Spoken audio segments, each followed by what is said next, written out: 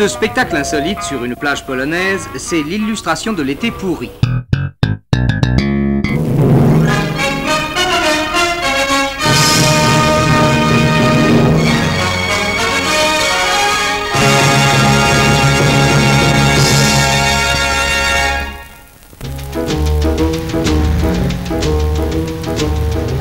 L'Arc de Triomphe, qui est un des monuments de Paris mondialement les plus connus, fait aussi sa toilette. En vérité, il s'agit d'une véritable restauration, puisqu'on a entrepris de prendre des moulages en vue du remplacement d'éléments entiers des sculptures.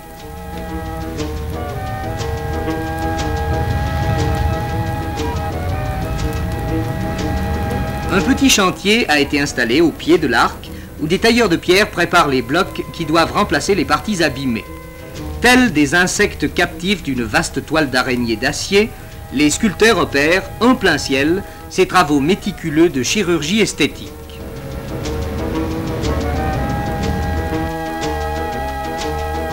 Et sans doute l'Arc de Triomphe méritait-il ces marques d'attention particulières.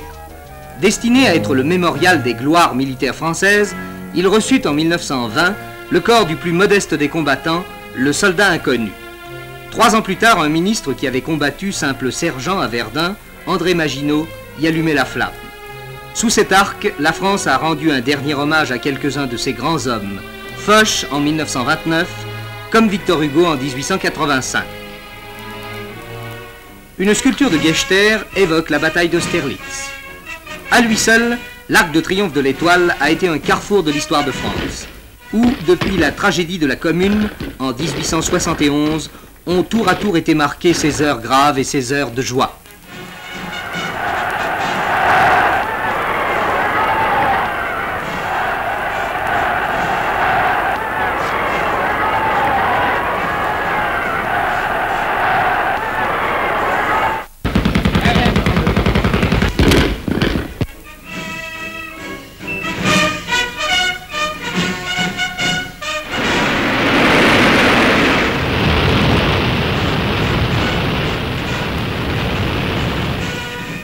Monument dont on avait voulu qu'il surclasse ceux qui l'avaient précédé, l'Arc de Triomphe reçut très tôt les visiteurs de marque.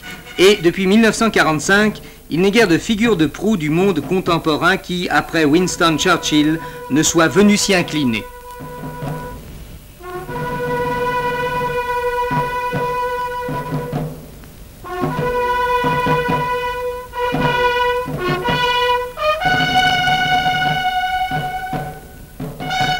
L'Arc de Triomphe est élevé sur un site privilégié entre tous, dans la perspective du Louvre et des Champs-Élysées créés par Colbert.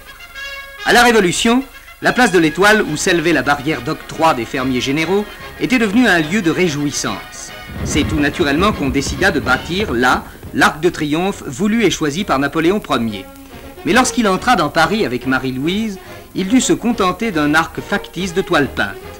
En 1818, l'arc n'avait guère progressé, on parla de l'abattre, mais Louis XVIII relança le projet à la gloire de l'armée des Pyrénées. Sans être achevé, l'arc traversa encore un règne pour être inauguré sous la monarchie de Juillet. Peu après, il devint le rendez-vous de tous les touristes qu'il est encore aujourd'hui.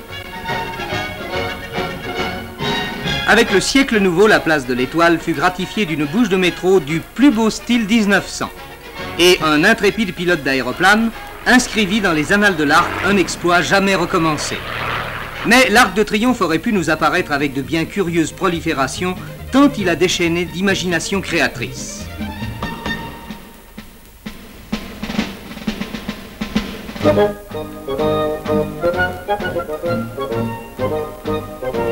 Nous aurions pu avoir un véritable arc-en-ciel. Et même si le projet de Ribard en 1758 avait vu le jour, un éléphant réservoir pour irriguer les jardins des Champs-Élysées. Nous l'avons échappé belle.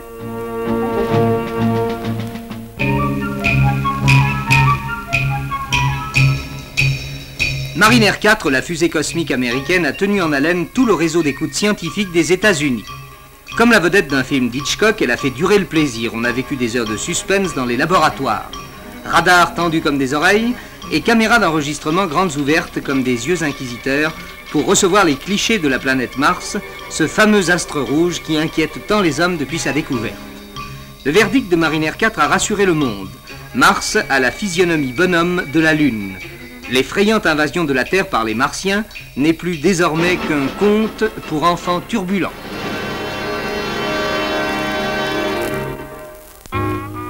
Ce spectacle insolite sur une plage polonaise, c'est l'illustration de l'été pourri. Couverture et parapluie sont les éléments essentiels de la panoplie du parfait estivant 1965. Même les oiseaux se prennent pour des terriens. Quant aux habitants de Varsovie, ils se demandent s'ils ne vont pas construire une arche de Noé pour échapper au déluge. Cela fait des jours et des jours que cela dure. Et dire que pendant ce temps, à cause de la sécheresse à New York, le verre d'eau coûte plus cher que le gobelet de whisky.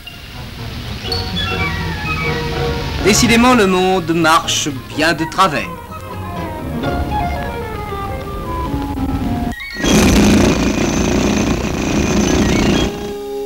Pour les travailleurs de l'été, alors que les grandes villes se vident, le monde marche en effet de travers. Un monde fou pour les postiers, dont l'univers est envahi par le balai infernal des cartes postales.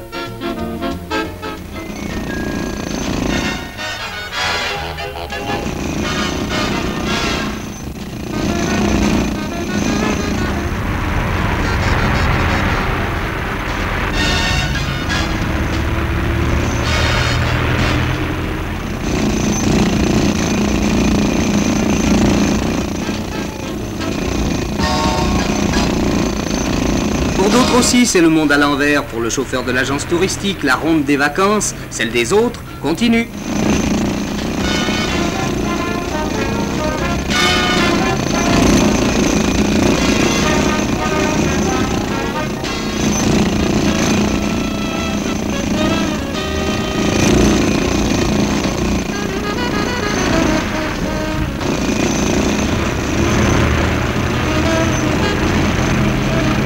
Et le petit mannequin virevolte interminablement, ou se fige sous l'œil de la caméra infatigable.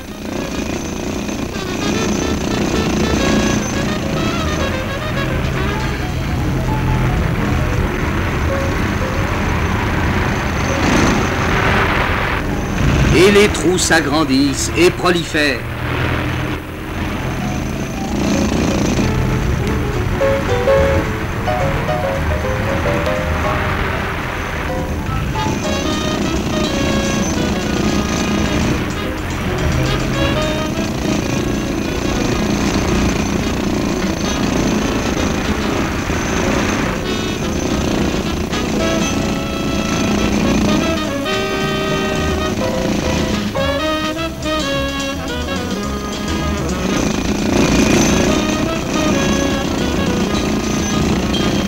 Comme le travail est fatigant quand tout le monde se repose.